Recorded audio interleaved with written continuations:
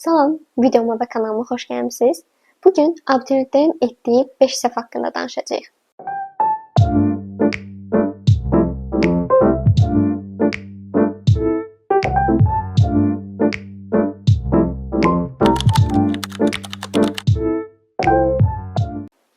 Uzun müddətdir ki, video gəlmirdi və düşündüm ki, artıq bu buraxılışa az qalan müddətdə, yəni dekabr, fevral, 3 ay yarım. 3 ay yarım qalan müddətdə abituriyentlərə ən yaxşı, ən düzgün tövsiyələr gəlsin. Çünki bu zamanlarda mən də bu səhvləri eləyirdim və istəmirəm ki, sizlər artıq bu səhvləri eləyəsiniz. O zaman uzatmadan videoya keçək. Mövzunu oturtmadan sual işləmək. Bu məndə necə olurdu? Məsələn, deyirəm ki, çox az vaxtım vardı.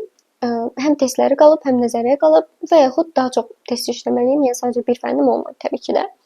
Bu zaman nə edirdim? Nəzəriyyəni oxuyuram, okey, amma səthi oxuyurdum. Maksimum dərəcədə tez oxuyurdum ki, mən artıq testi işləyim. Tez yazım ki, o biri fənlərə keçəyim və yaxud daha çox əlavə işləyim. Amma burada artıq istədiyim kimi getmirdi. Çünki testi işləyirəm. Məsələn, işlədiyim müddətdə düşünürəm ki, çox yaxşı oxumuşam, çox yaxşı işləyirəm, amma yoxlayanda təbii ki, elə olmurdu. 5 sualdan 3-ü səhv olurdu, 2-si səhv olurdu və bu da yəni təbii ki, həvəsimi qaçırdırdı. Amma sonra nə etdim?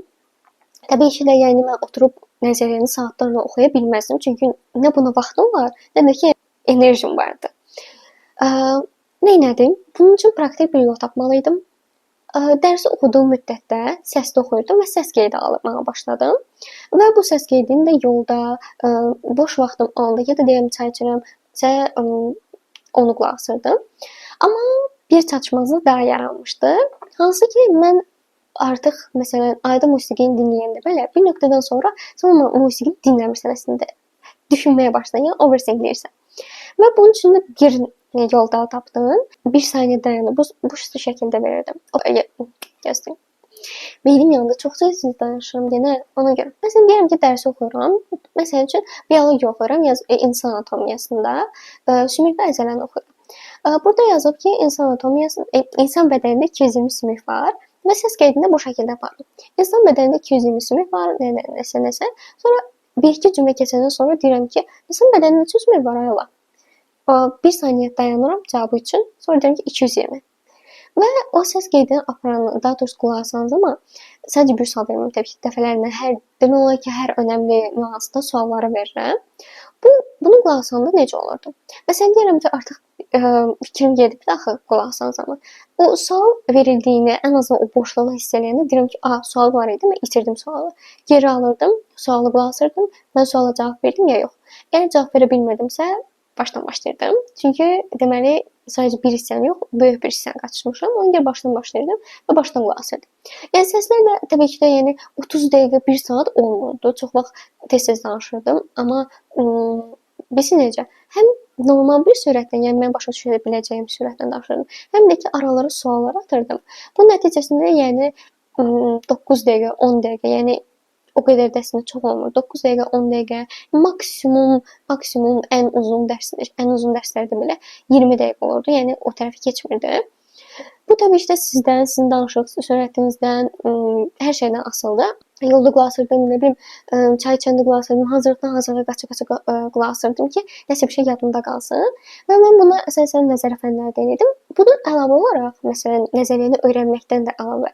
Müəllim sual verirdisə, artıq rahatlıqla cavab verdim. Çünki yəni müəllim zaten kitabdan sual verir. Mən də kitabdan özümə sual verəndə yəni daha yaxşı öyrənmiş olurdum. Müəllim sual verəndə mən artıq cavab verə bilirdim. Testdə görəndə o sualları yaza bilirdim. Nəzəriyyəni daha yaxşı öyrənmiş olurdum və mənə əlavə olaraq nəzəriyyəni dəfələrlə öyrənməkdən təkrarladırdı. Xüsusilə də bunu biologiyada çox istifadə edirdi. Məsələn, deyirəm ki, 5-dən 10 mövzu təkrarlamalıyam məsəl üçün. Amma bunun 5 mövzusunu oxuya bildim, 5 mövzusunu çatdırmadım. Artıq qalan 5 mövzusunu yolda dinləyirdim. İkinci edilən səhv isə yanlış plan qurmaq, planı özünə uyğun seçməmək. Bu məhz planla bağlı, plan qurmaqla bağlı bir videom var. Onu mütləq izləməlisiniz. Həqiqətən də bu videonu izlədikdə və onu artıq tətbiq etməyə başladığınızda hiss edəcəksiniz fərqi. Bu videoda həmin planla bağlı çox uzun danışmayacağam. Amma bu videonu bitirdikdən sonra mütləq ki plan videosuna baxın. Çünki həqiqətən də sizə çox yararlı olacaqdır və o qədər fərqi hiss edəcəksiniz ki, videonu izləmədən əvvəl, izləmədən və tətbiq etmədən əvvəl, tətbiq etdikdən sonra fərqi özünüz görəcəksiniz. Ona görə mütləq gedin izləyin. Eyni tip sualları təkrar-təkrar işləmək. Məsələn, biz dim işləyirik, yəni dəfələrlə dim işlənilir. Həm 8, 9, 10, 11, bəzən 5-6-cı siniflərdə belə dim işləyirik. Və artıq dim suallarını o qədər görürük ki, bir nöqtədən sonra sualı heç baxmadan cavabı əzbər bilirik ki, okay, falan sualda cavab 8. Heç hesablamırıq.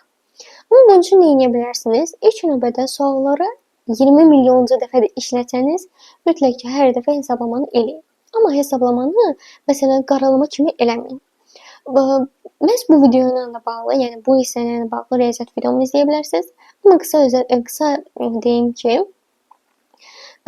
məsələn, hər sualı yazarkən, dimdə olsun və ya digər sınaqlarda olsun, hər sualı yazarkən maksimum dərəcədə aydın yazın. Mütləq ki, 1 qoyun və o məsələni həll edin, o hissəni həll edin. Sonra 2 qoyun, həll edin. Planı yazdıqda həm siz hesablama səhv eləmirsiniz, həm artıq hər şey gözünüzün qabağında olur. Yəni sizin üçün səhv eləmə şansınız artıq minimuma enir. İkinci olaraq isə mütləq ki, əlavə suallar işləyin. Sizə dediyim həftəlik planda mütləq ki, yazın ki, məsələn, bu əlavə işləri mütləq əlavə eləyin, dim olmasın o işlərdə. Niyə? Çünki dediyim kimi dim əzbərləmisiniz, artıq başqa sual tipi görməyə ehtiyacınız var. Dimdə standart sual tipləri gedir, sizin artıq başqa sual tipi görməyə ehtiyacınız var. Həmçinin sınaqlara gedərək bunu görə bilərsiniz və ya əlavə özünüz işləyərək. Amma nələr işləyə bilərsiniz ki, sizin üçün həqiqətən də faydalı olsun. İlk növbədə Telegram kanalı tapmışam sizin üçün və bu kanalda siz bütün buraxılış fənləri ilə bağlı ötən ilin sınaqları olsun və ya fərqli dərsliklərdən sınaqlar olsun, hər şeyi tapa bilərsiniz. 4-cü səhv sınaqlarda vaxtı düzgün bölməmək. Bu necə olur? Ümumiyyətlə uşaqlıqdan bəri, birinci sinifdən bəri sınağa gedirəm. Ona görə də kifayət qədər çox təcrübəm var idi sınaqlar barəsində. Amma əgər siz vaxtı ilə sınaqlara getməmisinizsə və yaxud o zamanki sınaqlarla indiki sınaqlar fərqlənirsə, sizlər üçün nə edə bilərsiniz? Əgər vaxt düzgün bölə bilmirsinizsə. Ümumiyyətlə bəzən olur ki, bir sualda çox ilişirik. Yəni bu əslində hamının dediyi suallarda ilişməyin. Nə edə bilərsiniz? Ulduz qoyun. Görürsünüz ki, məsələn, getmir. Ulduz qoyun və o biri sual keçin. Amma ən önəmlisi də nədir? Həmişə dediyim kimi, sualları ümumi göz atmayın. Məsələn, deyəm ki, mən riyaziyyatı yaxşı bilirəmsə, birinci riyaziyyatdan başlayıram, amma suallara ümumi göz atmıram. Niyə? Çünki əgər ki, sınaqlara göz atıram, məsələn, deyim ki, bu çox asan sual deyil, bunu yazım. Heç bir suala baxmamışam, bir anda kitabçanın ortasındakı 5-ci sualdan başlayıram. Elə olanda da həm fikir qarışır, həm bir anda yaza bilməyəndə artıq panika gəlir. Amma məsələn, birinci sualdan başlayın, sakit-sakit. Bir dərin nəfəs alın, hər sınaqda bunu edə bilərsiniz. Dərin nəfəs alın, deyin ki, okay, hər şey yaxşı olacaqdır və başlayın işləməyə. Heç bir suala baxmadan birinci sualdan başlayın işləməyə. Əmin olun ki, yaxşı olacaqdır. Və dediyim kimi, çox sualın üstündə qalmayın, sualın üstündə çox dirəşməyin. Ulduz qoyun, görürsünüz ki, birinci dəfə yazdınız. Görürsünüz ki, variantlarda yoxdur, ulduz qoyun, o biri suala keçin. İkinci dəfə hesablamayın. Sonra zaten belə elədikcə, siz artıq həmin ulduzladığınız suallara da qayıda biləsiniz. Plus da ki, bütün suallara təzən baxa biləcəksiniz. 5-ci və sonuncu səhv. Mənim də hal-hazırda ən çox əziyyət çəkdiyim mövzulardandır. Motivasiya düşəndə oxumağı saxlamaq. Amma gəlin mən sizə o zamanki aylan yox, indiki aylan üsulunu deyim. Bu aylan eləyir. Məsələn, deyim ki, patoloji fiziologiya oxumalıyam, amma həvəsim yoxdur. Xüsusilə imtahan dövründə. Nə edirəm? Deyirəm ki, okey aylan. Başa düşürəm, hal-hazırda oxumaq istəmirsən, amma sadəcə bir səhv. Sadəcə sənin bir səhv istəyirəm. Bu bir səhvəni oxu, amma heç bir şey düşünmə, sadəcə fikrin full dərsdə olsun. Full dərsi oxu, başa düş. Əgər ki, sən sonra davam eləmək istəməsən, 5 dəqiqə fasilə ver. Amma görsən ki, davam eləyə bilirsən, sən üçün aydındır, o ki, davam elə ikinci səhvə oxuyaq.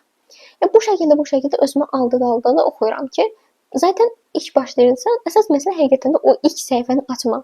İlk səhifəni açırsan, oxuyursan, sonra görürsən ki, əslində maraqlıdır, mən başa düşürəm, ondan sonra da davam edirsiniz. Amma bəzən olur ki, heç o davam eləmək istəyi, hətta heç o bir səhifəni oxumaq belə, yəni ümumiyyətlə oxuya bilmirsən.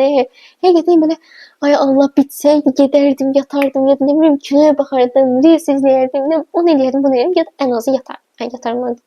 Yemək yerdim, çay içərdim, başqa bir şey yerdim, amma bu dərsi oxumazdım. O zaman nə edirdim? O zaman indiki yox, o zamanki Ayla nə edirdi?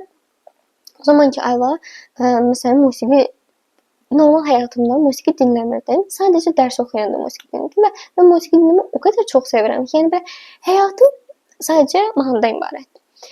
Amma bunu mən yəni bağlaşdırmışdım ki, əgər dərs oxumaq istəyirsənsə, daha doğrusu əgər musiqi dinləmək istəyirsənsə, dərs oxumalısan. Yox, əgər dərs oxumaq istəmirsənsə, o zaman musiqi də yoxdur. Yəni bəzən olurdu ki, musiqi bəzən belə, yəni gün ərzində istər-istəməz gəlir ki, musiqi dinləyim bəlkə. O zaman dedim, okey, get oturmasın və dərs oxu. Yəni başqa şansın yoxdur. Musiqini ayrıca dinləyə bilmərsən. Bu şəkildə özümə qadağa qoyurdum. O indi o an eləyə bilmirəm, çünki o qədər də çox belə cəza sistemi ilə oxumaq istəmirəm. Amma yəni deyirəm ki, bir səhifəni oxu, sonra oxumaq istəmirsənsə ötür. Məsələn, siz nə edə bilərsiniz? Bir ki, o qədər vaxtınız olmur. Musiqi metodunu istifadə edə bilərsiniz və yaxud siz özünüzün sevdiyi bir şeylə əlaqələndirə bilərsiniz. Məsələn üçün, çay içmək. Çay içməyi çox sevirsinizsə və ya kofe içməyi, sadəcə və sadəcə dərs oxuyanda kofe içməyə, çay için. Bu arada bunu da qeyd edeyim ki, günlük həyatımda da YouTube videolarımın faydasını gördüyüm insanlarla rastlaşıram və həqiqətən də bu videolarımın faydalı olması məni çox sevindirir və çox istəyirəm ki, bu daha çox insana çatsın və daha çox insana faydalı olsun. Mənim demək istədiklərim bu videoda bu qədər idi. Ümid edirəm ki, sizin üçün həqiqətən də yararlı və maraqlı videolar olar. Hər birinizə uğurlar. Hər videoda dedim ki, hər birinizə uğurlar. Ümid edirəm ki, sizin üçün ən doğrusu ən yaxşısı olar. Növbəti videolarla da bağlı ideyalarınız varsa xahişenim yazın. Çünki mənim heç bir ideyam yoxdur artıq. Heç bir şey qalmayıbdı. Elə düşünürəm ki, bütün şeyləri demişəm sizə. Amma hər dəfə də kommentlərdə yazırsınız. Eyni şeyləri ki, deyim. Digər videoları kanalda tapa bilərsiniz. Sadəcə bir fən videomuz qalıbdır, o da fizikadır. Fizika ilə bağlı da yaxın zamanda video gələcək inşallah. Əgər başqa videolar, başqa suallarınız varsa və yaxud çəkməyimi istədiyiniz videolar varsa, bunu kommentlərdə yaza bilərsiniz. Abunə olmağı, komment yazmağı, like atmağı unutmayın. Sağ olun. Bay bay, uğurlar. Neyse, bunu demeyim. Bu video çıxdı burada. Onu deməyəcəm. Çünki bilirəm ki, bunu desəm siz oxumayasınız.